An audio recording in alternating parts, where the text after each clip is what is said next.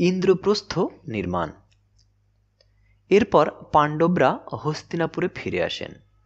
পাণ্ডবদের সাথে কলহ করা উচিত হবে না ভেবে ধৃতরাষ্ট্র কুরুরাজ্যের এক অংশ তাদেরকে দিয়ে দেন, যেখানে পাণ্ডবরা খাণ্ডবপ্রস্থ নামের তাদের নিজস্ব রাজ্য স্থাপন করেন। ময়দানব সেখানে ইন্দ্রপ্রস্থ নামে এক অতি সুন্দর রাজধানী নগর তৈরি করে দেয়। যুধিষ্ঠির রাজপদে অধিষ্ঠিত হন, যদিও এর মাধ্যমে পাণ্ডব বা কৌরব কেউই সুখী হতে পারেনি। এই সময় অর্জুন দ্বারকানাধিপতি শ্রীকৃষ্ণের ভগিনী শুভ্রদাকে বিবাহ করেন। নিজের রাজ্যের উন্নতি সাধন করতে যুধিষ্ঠির কৃষ্ণের উপদেশ চান। কৃষ্ণ তাকে রাজসূয় যজ্ঞ করে আর্যাবর্তের চক্রবর্তী সম্রাট পদে আহরণ করার পরামর্শ দেন। যুধিষ্ঠিরের এই পদোন্নতি সাধনের জন্য 4 ভাই মিলে দিগ্বিজয়ে পাড়ি দেন ও আর্যাবর্তের সকল রাজাকে হারিয়ে কর আদায় করেন। রাজসূয় যজ্ঞকালে আমন্ত্রিত চেদিরাজ শিশুপাল ভয়ানকভাবে কৃষ্ণকে অপমান করেন ও কৃষ্ণ পাপে শিশুপালের মস্তক ছেদ করেন। ইন্দ্রপ্রস্থের অপরূপ শোভা দেখে দুর্যোধন ঈর্ষান্বিত হন। মায়াবী রাজপুরীর স্বচ্ছ স্ফটিককে তিনি জল ভেবে ভুল করেন ও পাশ কাটিয়ে যান। আবার সরোবরের জলকে স্ফটিক মনে করে তার উপর দিয়ে হাঁটতে গিয়ে জলে ভিজে যান। দুর্যোধনের এই হাস্যকর অবস্থা দেখে দ্রৌপদী মন্তব্য করেন, অন্ধের পুত্র কি অন্ধই হয়? এতে দুর্যোধন অত্যন্ত অপমানিত বোধ করেন ও দ্রৌপদীর উপর প্রতিশোধ নেবেন ঠিক করেন। দুধ ক্রীড়া ও বস্ত্রহরণ। পাণ্ডবদের উপর প্রতিশোধ নেবার জন্য এবার শকুনি যুধিষ্ঠিরের সঙ্গে কপট পাশা খেলার আয়োজন করেন। শকুনির ছলনায় যুধিষ্ঠির তার রাজ্য সম্পত্তি সমস্ত হারান। শেষে নিঃস্ব হয়ে ভাইদেরকে এমনকি নিজেকেও বাজি রাখেন এবং সবাই দাসে পরিণত হন। এবার খেলার নেশায় ধর্মজ্ঞান হারিয়ে তিনি স্ত্রী দ্রৌপদীকে বাজি রাখেন এবং হেরে যান। তার স্ত্রী দ্রৌপদীও তাদের দাসী হন।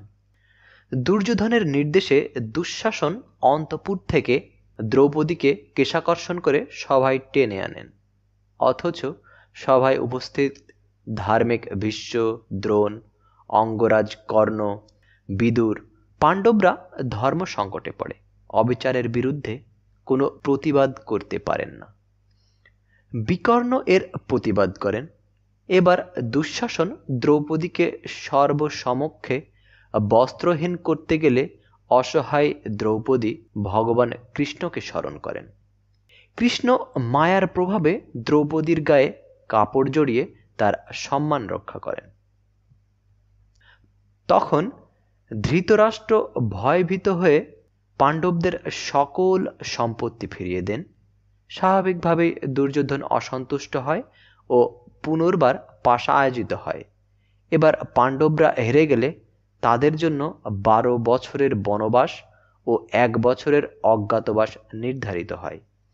স্থির হয় এই সময়কালে কৌরবরা পাণ্ডবদের সমস্ত সম্পত্তি ভোগ করবে। অজ্ঞাতবাসের সময় পাণ্ডবদের নিজেদের পরিচয় গোপন রাখতে হবে, কিন্তু কৌরবদের দ্বারা সেই পরিচয় আবিষ্কৃত হলে পাণ্ডবদের আবার 12 বছর বনবাস ভোগ করতে হবে। বনবাস ও অজ্ঞাতবাস। এরপর পাণ্ডবরা 12 বছর বিভিন্ন বনে ভ্রমণ করতে থাকেন।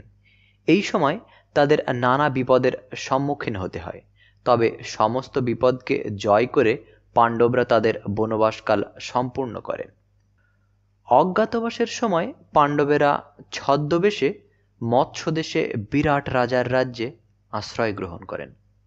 যুধিষ্ঠির কঙ্ক, ভীম বল্লভ, অর্জুন বৃহন্নলা, নকুল গ্রন্থিক, সহদেব তন্ত্রীপাল ও দ্রৌপদী সৈরন্ধ্রী নাম গ্রহণ করে ছদ্মবেশে বসবাস করতে থাকেন।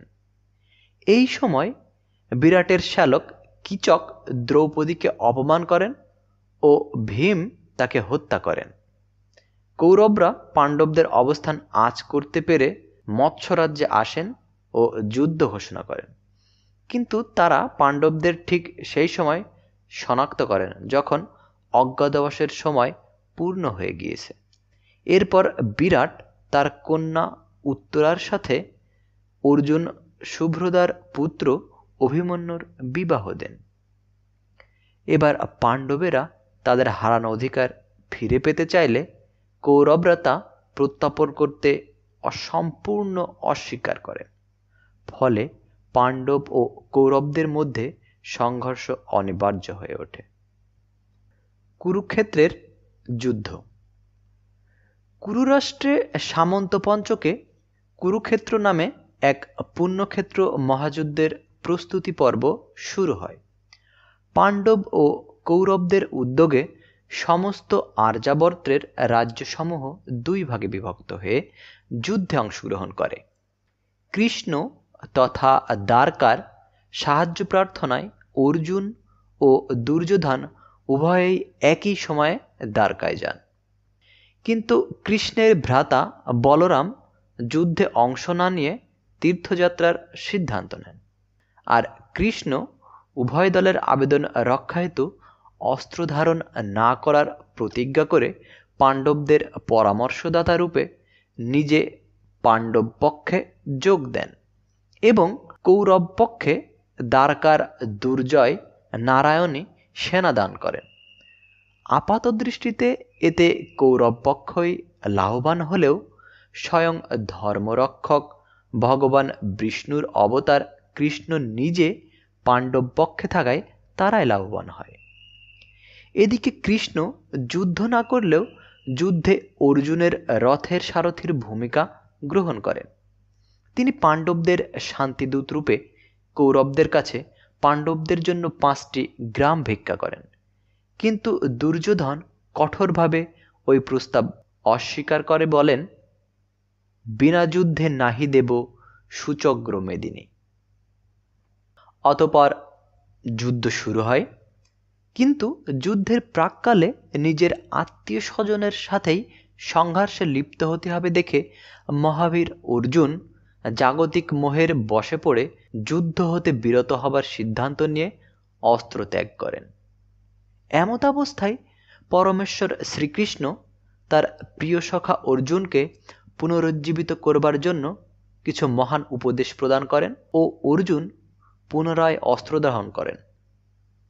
ভগবান শ্রীকৃষ্ণের এই উপদেশগুলি হিন্দুদের প্রধান ধর্মগ্রন্থ ভগবদ্গীতা হিসেবে গণ্য হয়। শ্রীকৃষ্ণ জানান, মহাযুদ্ধে অধর্মের বিনাশ হেতু ভগবান নিজেই রয়েছেন, অর্জুন তার উপলক্ষ মাত্র।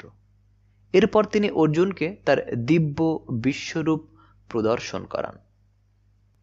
প্রথমে পাণ্ডব ও কৌরব পক্ষে যথাক্রমে ধৃষ্টদ্যুম্ন ও বিশ্বকে সেনাপতি পদে বরণ করা হয়। উভয় পক্ষই এই সময় যুদ্ধে জয়লাভ করার জন্য নীতিভঙ্গ করতে থাকে। ভীষ্ম প্রবল পরাক্রান্ত হয়ে উঠলে স্বয়ং কৃষ্ণ তাকে প্রতিরোধ করতে গিয়ে যুদ্ধে যোগদান না করার প্রতিজ্ঞা ভঙ্গ করেন। যুদ্ধের 10ম দিনে অর্জুন শিখণ্ডীকে সাথে রেখে নিরস্ত্র ভীষ্মের উপর ক্রমাগত বাণ বর্ষণ করতে থাকেন। এই বাণ দ্বারা ভীষ্ম শরশয্যায় শায়িত হয় ও তার পতন ঘটে। কৌরব পক্ষের সেনাপতি হন অস্ত্রগুরু দ্রোণ। অর্জুনের পুত্র অভিমন্যু কৌরবদের চক্রব্যূহে প্রবেশ করলেও বের হবার উপায় না জানায় একা সপ্তরথীর সাথে যুদ্ধ করে নিহত হয়।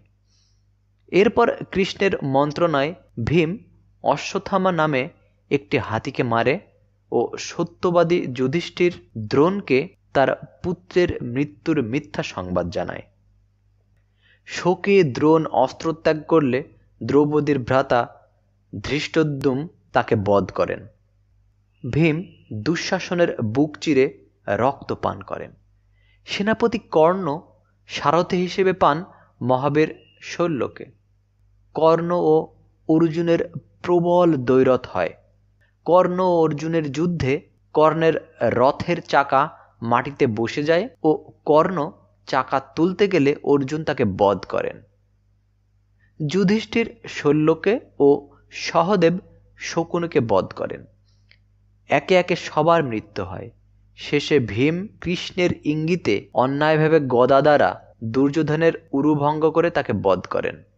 কিন্তু গভীর রাতে অশ্বত্থামা পাণ্ডব শিবিরে প্রবেশ করে দ্রৌপদীর পঞ্চপুত্র ধৃষ্টদ্যুম্ন প্রভৃতিদের হত্যা করেন।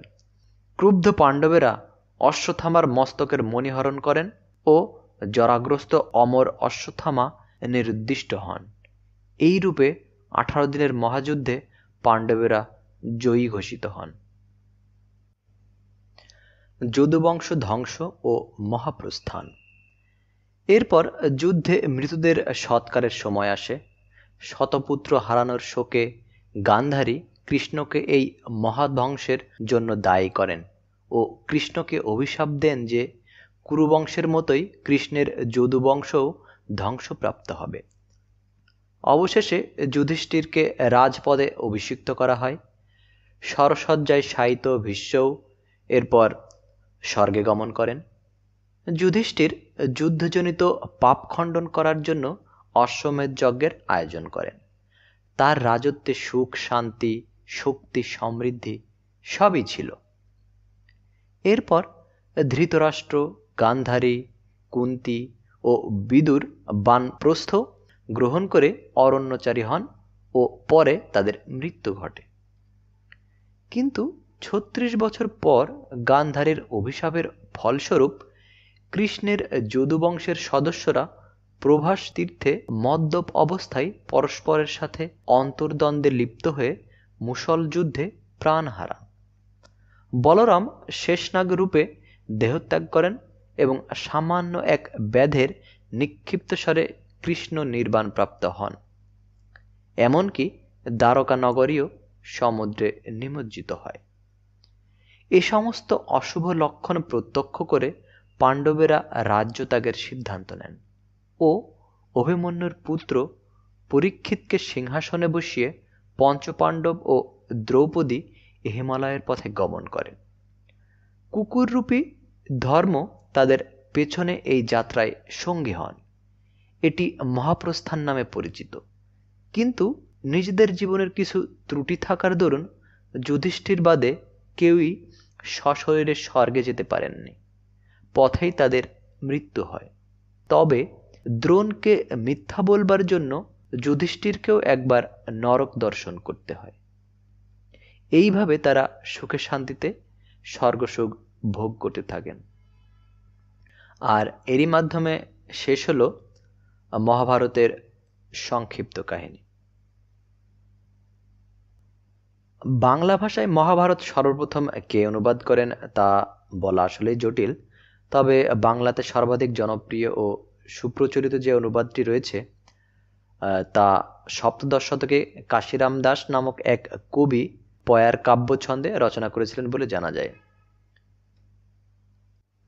এই গ্রন্থটিতে কাশিরাম দাসের জনপ্রিয় পঙ্কোক্তি পাওয়া যায়। মহাভারতের কথা অমৃত সমান, কাশিরাম দাসে কহে শুনে পুণ্যবান।